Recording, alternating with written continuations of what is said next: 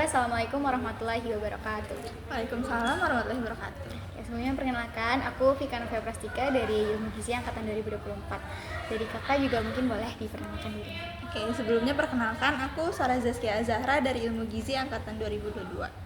Oke, sebelumnya aku mau ucapin banyak makasih Kak Sarah udah berkenan buat hadir jadi informan untuk tugas PJBL Sosial Antropologi Gizi. Akhir-akhir ini kakak lagi sibuk apa nih kak? Belakangan ini sih lagi sibuk sama praktikum sama CBL ya. Lagi banyak tugas deadline. ya, iya. Nih kakak lagi sibuk gini, cepet capek, banyak kecapean. Ada nggak sih kayak comfort food yang kakak cari kalau lagi capek gitu? Biasanya kalau lagi capek tuh cravingnya ke makanan yang kurang sehat ya. Apa itu kak? Kayak aku biasanya craving batagor kuah. Wah, tapi enak sih. Oke, ini ngomongin makanan nih. Dari kakak, mungkin dari sekitar kakak pernah dengar dong ada food tabu dan juga hoax makanan. Itu sepengetahuan kakak gimana? Oke, kalau sepengetahuanku ya, kalau food tabu itu kepercayaan terhadap makanan yang emang udah ada kayak turun-temurun, entah itu karena alasan agama, kepercayaan agama, atau kepercayaan budaya gitu. Kalau hoax makanan itu cuma sebatas ya berita kosong tentang makanan aja yang nggak ada landasan kepercayaan kenapa orang-orang percaya itu gitu. Ini dari kakak sendiri mungkin di sekitar kakak pernah dengar nggak kak kayak contoh-contoh dari food tabu dan hoax makanan itu? Pernah sih, kayak misal ibu hamil tuh nggak boleh konsumsi air kelapa atau malah harus konsumsi air kelapa biar anaknya cakep atau gimana. Terus juga nggak boleh konsumsi nanas muda gitu kalau lagi hamil gitu sih. Oke, dari food tabu itu kakak sendiri mempercayai itu nggak? Buat aku sih personally, kalau buat food tabu yang nggak ada alasan ilmiahnya aku nggak percaya ya. Nggak percaya. Aku percayanya kalau emang food tabunya tuh reasonable, yang emang ada alasan ilmiahnya, kayak semisal ibu hamil tuh nggak boleh konsumsi makanan mentah atau setengah mateng atau makanan laut yang emang belum diolah dengan mateng gitu kan, karena emang itu kan ada alasan ilmiahnya ya, ada radikal bebasnya, terus banyak bakteri yang emang nggak baik juga buat janinnya. Jadi mungkin kalau emang food tabunya ada alasan ilmiah di belakangnya, aku percaya. Oke, ini dari kakak ada nggak kayak informasi terkait makanan yang mungkin kakak percayain dan kakak terapin di kehidupan kakak? Kalau dari segi food tabu sendiri sih aku nggak nerapin food tabu apa-apa ya selama aku hidup gitu. Cuman paling dari segi kesehatannya aja sih, karena udah berkecimpung di gizi juga, udah tahu makanan yang harusnya dihindari itu yang kayak gimana, makanan yang harus dikonsumsi lebih banyaknya apa gitu.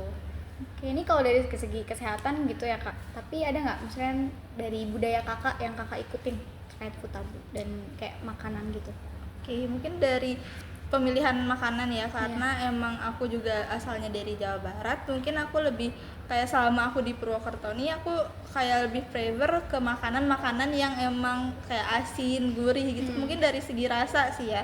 Dari budaya sendiri sih lingkunganku nggak yang terlalu percaya sama food tabu. Mungkin ada beberapa orang yang percaya, tapi dari keluarga aku sendiri nggak yang nerapin food tabu itu gitu.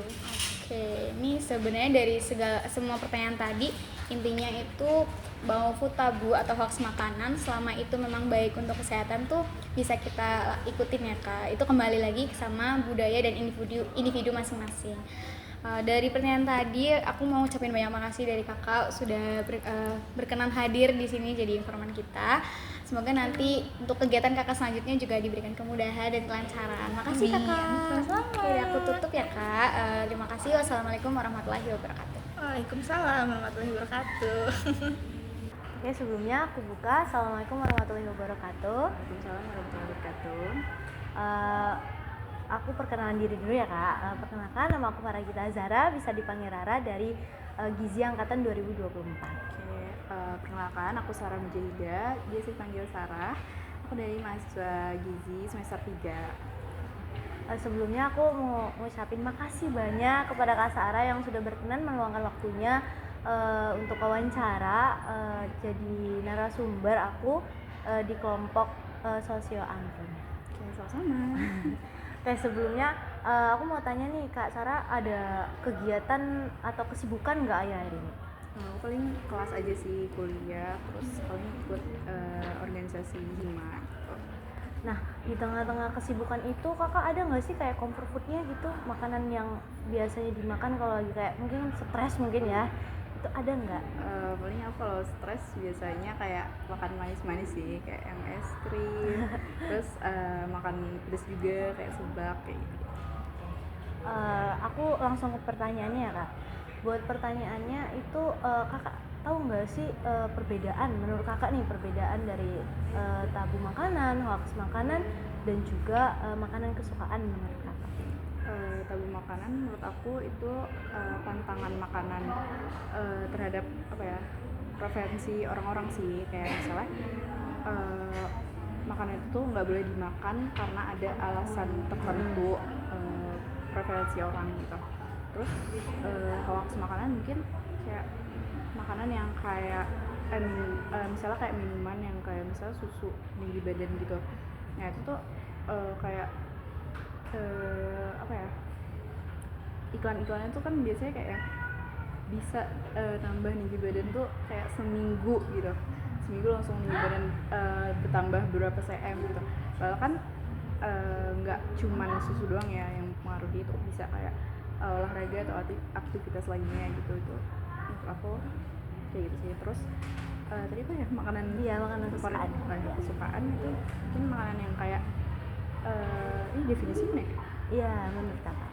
Definisi makanan kesukaan menurut aku sih mungkin kayak yang dia makan dan suka terus rela beli atau makan lagi berulang kali kayak gitu sih. Terus yang kedua itu ada nggak sih tabu makanan ataupun hoax makanan nih yang pernah Kak Sarah dengar di sekitarnya gitu? Aku pernah dengar sih dari dosen gitu, kalau misalnya di Pulau Jawa gitu masih ada tabu makanan yang kayak misal ibu hamil gitu ya, ibu hamil tuh dilarang mengonsumsi udang gitu. Katanya sih udang kalau misalnya dikonsumsi sama ibu hamil itu bayinya tuh kalau keluar nanti bisa jadi kayak bungkuk kayak gitu, karena udang kan apa namanya, badannya bungkuk gitu, mungkin kayak gitu sih. Terus udah sih mungkin itu aja.